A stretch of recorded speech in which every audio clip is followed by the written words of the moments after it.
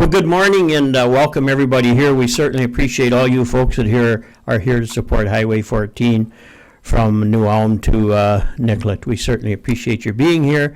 And today we have the bonding committee here from the Minnesota Senate and a couple of guest senators with us also.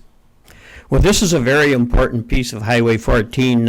New Ulm has several trucking industries within the city that operate and go through Highway 14 on a daily basis. If we take a look at how Highway 14 ranks in the state as far as percentage of vehicles that are truck traffic versus automobile traffic, it's quite a high percent. I think it's one of the higher percent in the state.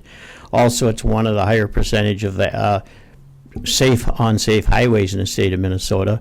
And it certainly is a big piece for economic development for this community and all the communities around it. So with that said, instead of me standing up here and talking, I'm going to introduce John Nisley, the city planner, and have him give us some more details. And after they went through some of the presentations, there will be an opportunity for the senators to ask some questions, and then we'll continue from there. So John, if you would be so gracious as to come up and do your presentation. You bet. I'll go through this really quickly because I think there's some really important people here who would like to speak on this project, and I'd like to welcome them to come up. So as I just mentioned, this is a very highly populated corridor, and we need that continuous four-lane connection here from Nicollet to New Ulm. Expansion did begin quite a while ago in 1959, but progress has been slow until recently. Now we're picking up the pace again and looking to get this section of highway done. As you could see, if you were out on the tour, there is heavy freight traffic moving up and down the highway, especially through Cortland, and there's these pinch points that can kind of make dangerous intersections, especially with that heavy truck traffic.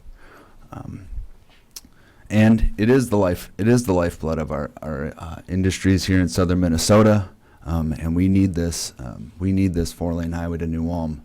But I would like to thank the Chamber, the Corridors of Commerce funding in 2018 bonding bill, and we're working to complete that Owatonna to Dodge Center construction, and that work should be completed by 2022. As you can see, there has been quite an investment by our legislators to get Highway 14 four-lane construction completed. You can see there's over $250 million that has been invested in making this four-lane connection from Rochester to New Ulm. Now, only 12.5 miles remain to complete this project, to have that connection to Rochester. And we just, when we were on the tour, you can see where we were at in the Cortland area, kind of in the middle of that 12.5 miles that needs to be completed. So Highway 14 is uniquely dangerous. Like we mentioned before, the fatal crash rate on this highway is a lot higher than the state average, almost 2.5 times the state average. So we have truck traffic going down these two lanes at high speeds, and although there are just as many normal crashes on many other two-lane highways, the crashes that we tend to have along Highway 14 tend to be much more serious. There's a lot of loss of life in those crashes. And I would like our police chief and our fire chief just to give a few stories that they've had on Highway 14.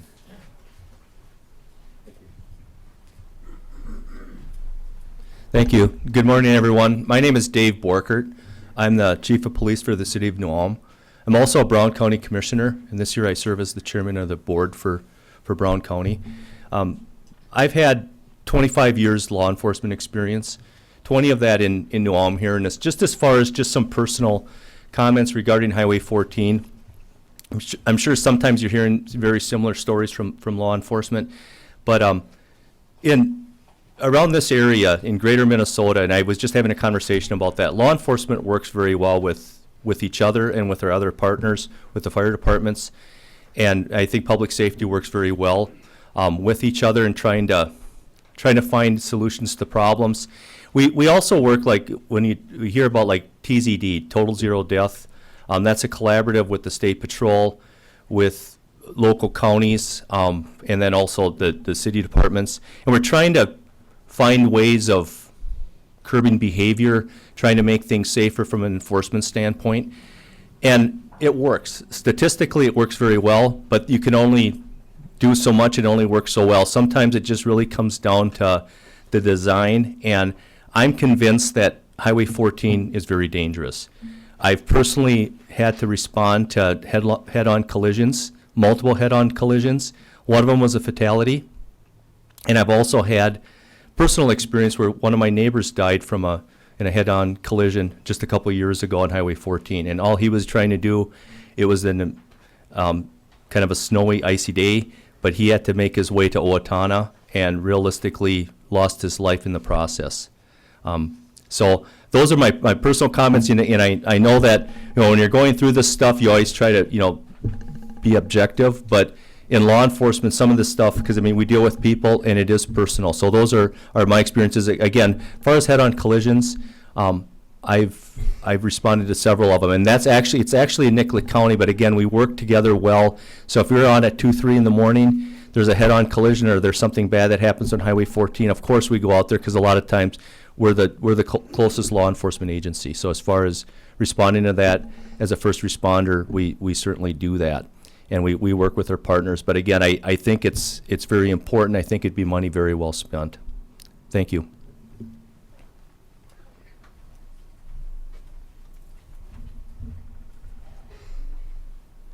I'm Paul Mocko. I'm the fire chief here in New Ulm.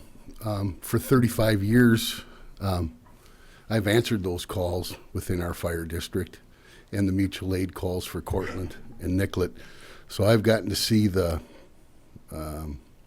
accidents and the people that make up those statistics that are on the sheet. I think my peers over in Cortland and Nicollet can attest to the fact that these accidents are becoming, they're more severe. They're resulting in deaths, and it needs to stop. From my firehouse in my fire district, the improvement on the 14-15 intersection is going to make a great difference. It'll be huge. But I think we need to complete that from Nicollet to New Ulm and make our part of southern Minnesota a little more safer to live, to work, and to visit. So, thank you.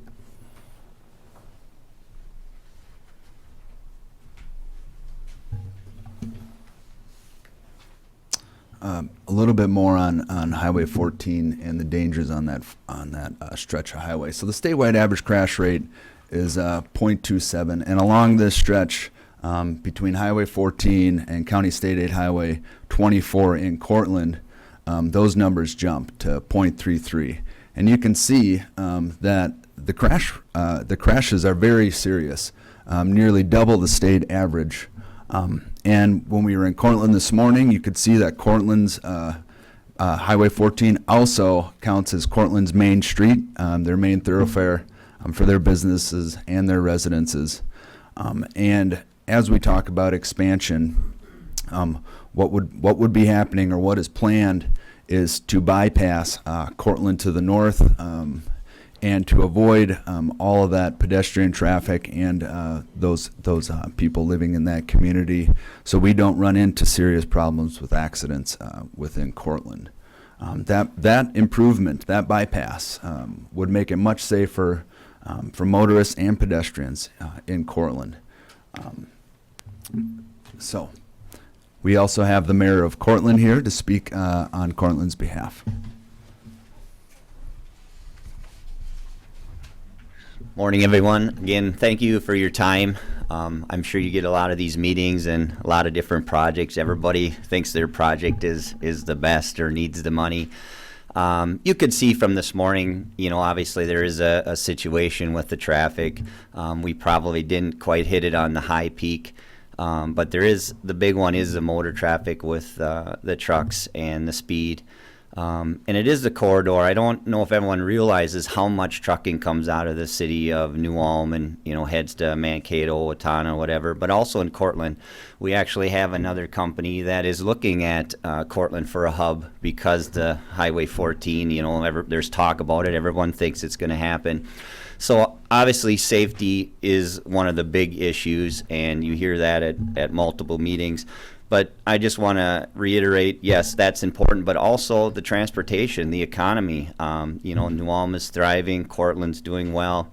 And I think that highway bypass would just really make the trucking companies better, safety better, so an all-around picture for everyone.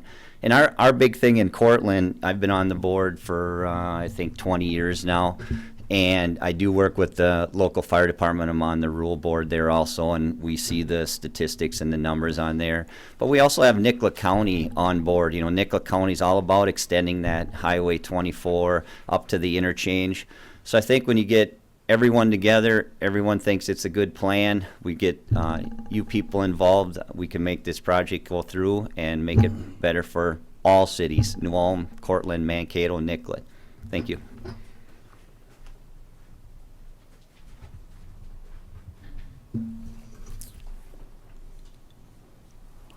So a little bit about the project details on this stretch of highway. The total estimated project costs are $96.8 million.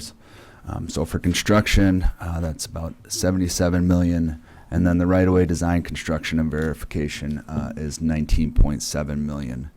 Now, for a little bit more detail on that, I'd like to ask Zach Tess, MnDOT area manager, to come up and give a few words on those details of the project. Yeah, so, excuse me, my name is Zach Tess. I'm the Assistant District Engineer and Program Delivery in MnDOT Mankato.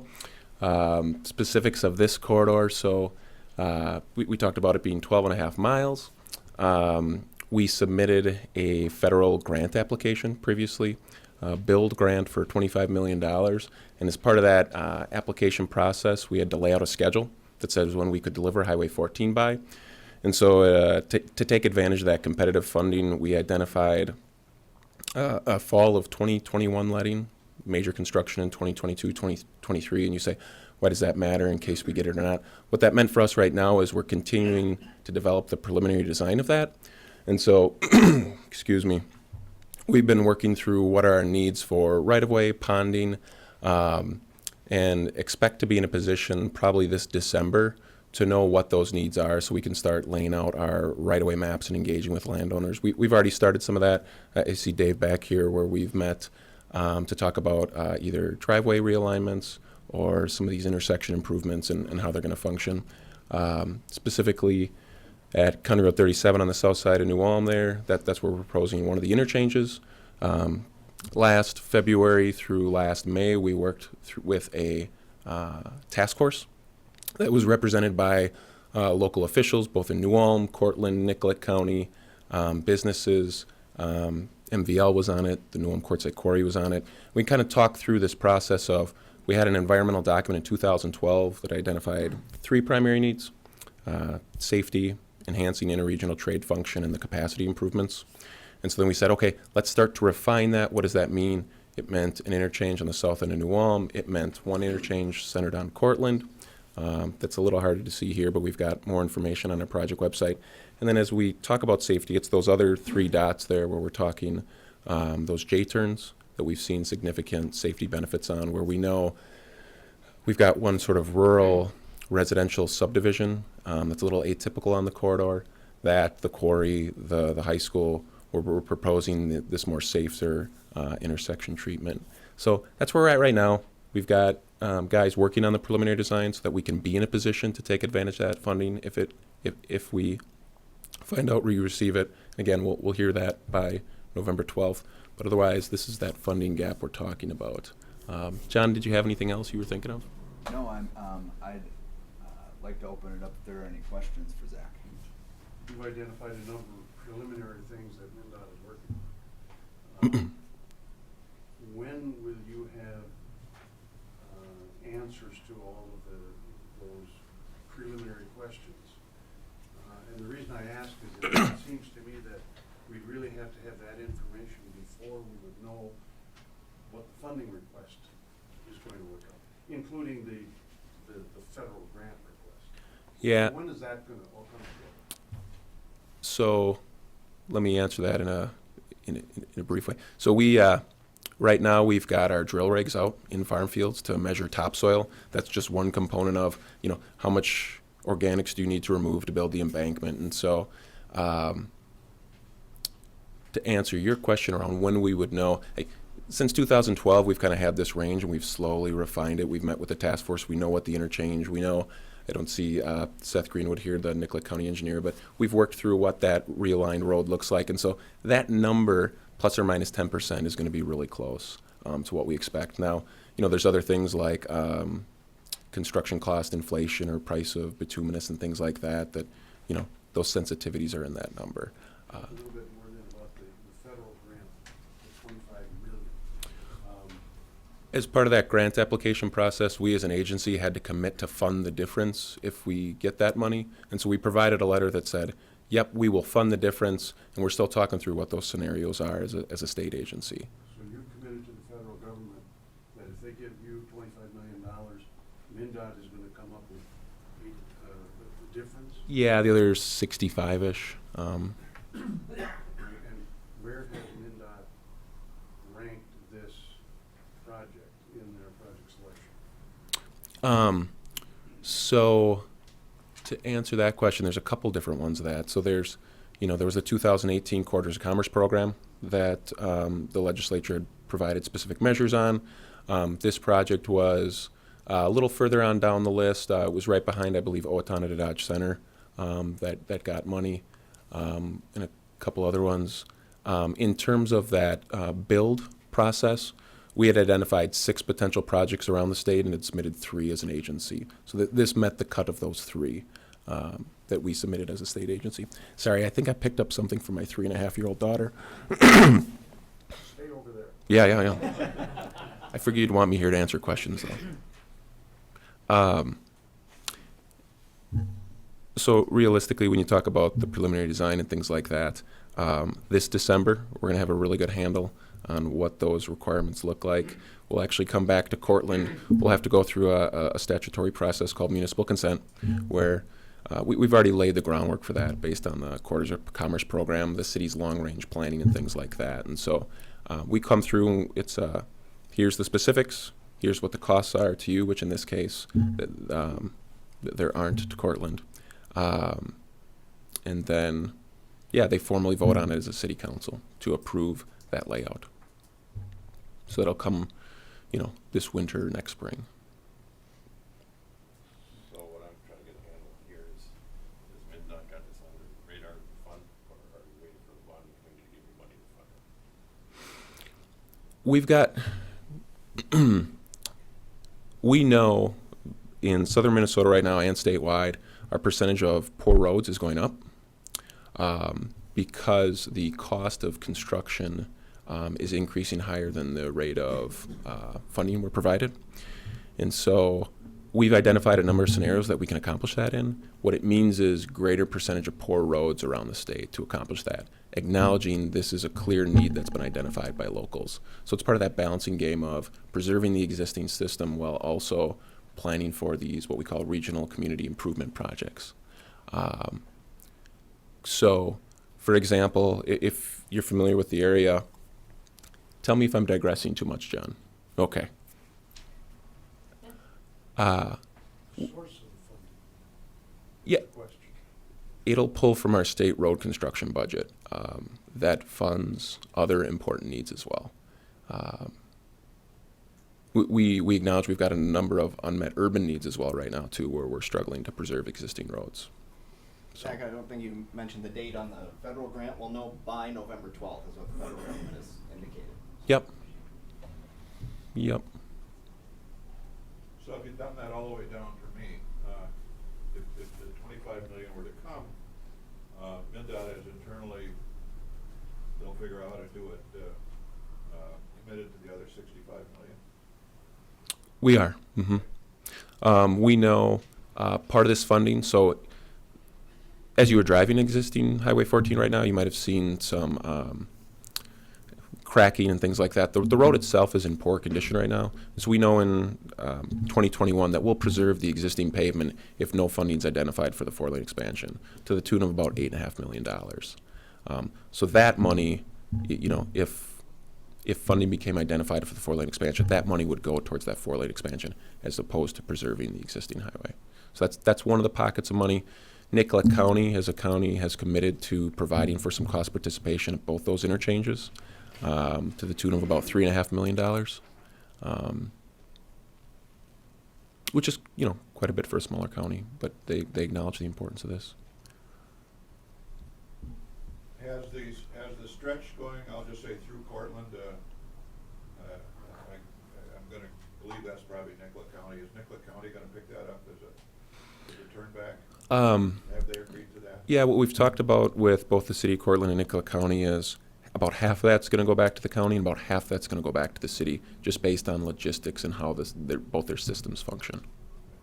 Yeah, and there's been general support. I'm looking at Mayor Paler here, but it has. So kind of from center of town to the west would become a city road that heads towards S&S Motors, and from Center Road to the east that ties into County Road 25 would become Nicollet County's. Does the dollar amount include, not infrequently, MnDOT will improve a road before they give it back?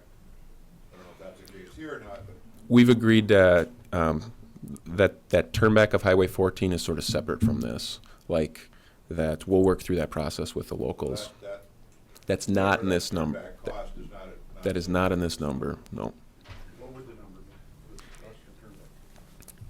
It's sort of hard to have some of those conversations when it's unfunded, because how fast the road deteriorates implicates the improvements. And when I say that, I mean when we did Highway 14 in Nicollet, what we turned back to the city of Nicollet there, that became we actually turned back a portion of Highway 99 just based on the logistics. All that needed was a basic chip seal. What we turned back for Highway 14 there, we gave Nicollet County the money to reconstruct the road. So it's sort of a balancing game when the funding became identified based on the pavement condition and the needs. So I know I'm not really answering your question, but the answer is it depends.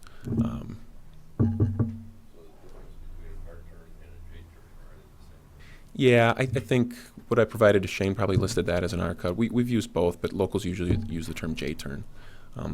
That's the type of improvement in St. Peter on the north end with Highway 169 or Eagle Lake Highway 14, where we had seen the fatalities and we've made these improvements. Yep. Any more questions? Well, I'm wondering if any of the local elected public officials wanted to weigh in on the gas tax. Anybody want to weigh in on the gas tax? There's no question that the need is clear. It's convincing, and it's a matter of public safety, the economy, and our funds are so limited, and this is an issue at the Capitol. It probably doesn't get resolved next session on gas tax, but are there any resolutions on this, or is that off the table in terms of your own mindset? Anybody want to comment on that?